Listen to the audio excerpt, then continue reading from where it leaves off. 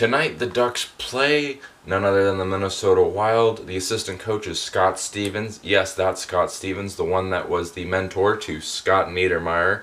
And Scott Niedermayer was the mentor to Cam Fowler. Scott Stevens is also the one that broke Paul Kariya. I don't forget that.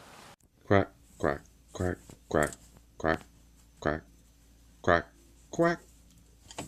Quack, quack, quack, quack, quack, quack. Ducks lose against the Minnesota Wild 2-1. Bruce Boudreau comes back into our building after being let go over the offseason, replaced by Randy Carlyle. He comes back with his new team, the Minnesota Wild, end up beating us during the NBC Star Sunday. Okay. Sunday is they follow 2 players of each team. They chose Ryan Suter of the Minnesota Wild and Ryan Kesler of the Ducks. They track their ice time, their hits, everything they're doing basically.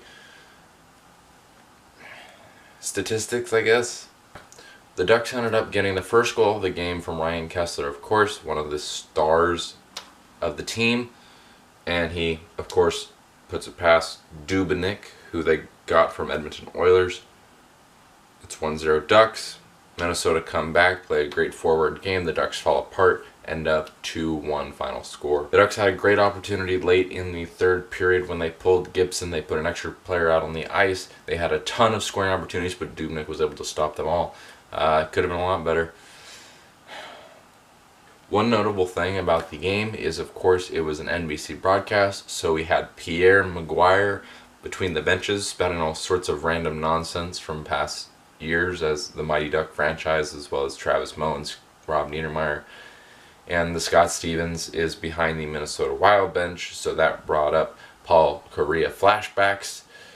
Off the floor on the board, off the floor on the board, off the floor on the board, off the floor on the board. Paul Kariya! Scott Stevens is doing a great job with the defense for the Minnesota Wild. They're getting some great defense production. Ducks fell asleep during the game. They were not able to keep up with the Minnesota offense from the defensive zone. Ryan Getzlaf is definitely missed, considering he is one of the better passers, as it were. A lot of our passes were intercepted and giveaways leading to scoring opportunities for the Minnesota Wild. Until next time, we play the Dallas Stars. Quack, quack, quack.